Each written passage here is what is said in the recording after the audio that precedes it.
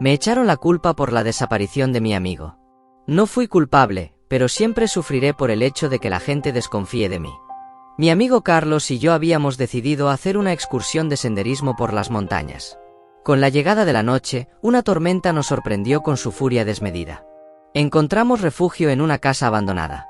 Si de antemano supiera lo que iba a pasar no hubiera quedado a dormir allí, pero en ese momento, la idea de pasar la noche allí nos pareció mejor que enfrentar el diluvio afuera.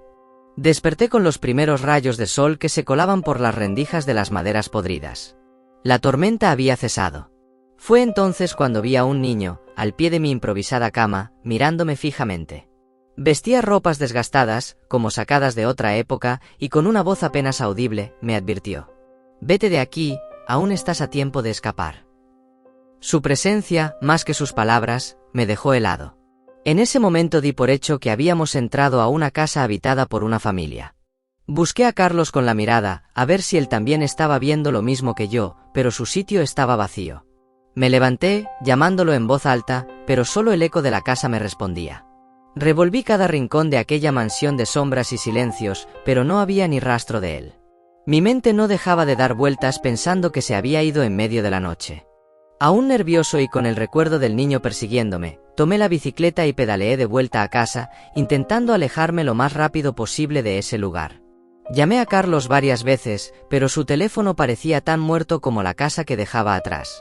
Fue entonces cuando la policía me informó de lo impensable. Carlos estaba desaparecido y yo era el último que lo había visto. Los días siguientes fueron un torbellino de preguntas y miradas acusadoras. La policía me interrogó, y fue en esa fría sala cuando supe de la tragedia que encerraban esas paredes abandonadas. Años atrás, un hombre había asesinado a su familia en esa misma casa. Las semanas pasaron con la lentitud de las pesadillas hasta que la noticia que nunca esperas escuchar llegó. Habían encontrado a Carlos, muerto en el bosque por el que habíamos caminado aquella tarde.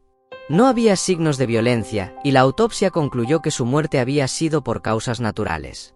A pesar de la falta de pruebas, las sospechas sobre mí persistieron hasta que la investigación se cerró dejándome libre, pero nunca exento de la sombra de la duda. A veces pienso en el niño y en su advertencia. No logro comprender por qué él me avisó, y por qué a Carlos le tocó un destino tan diferente. La lógica me dice que fue un sueño, un delirio producido por el agotamiento. Pero en el fondo, algo me dice que esa aparición tenía un propósito, que esa casa, ese lugar marcado por la tragedia, aún guardaba un susurro de su pasado tenebroso. Los recuerdos me persiguen, y aunque intento seguir adelante, una parte de mí se quedó atrapada en aquella casa bajo la lluvia. En aquel amanecer de sol y sombras, y en la mirada de un niño que no debería estar allí. La vida continúa, pero algunas preguntas, temo, nunca tendrán respuesta.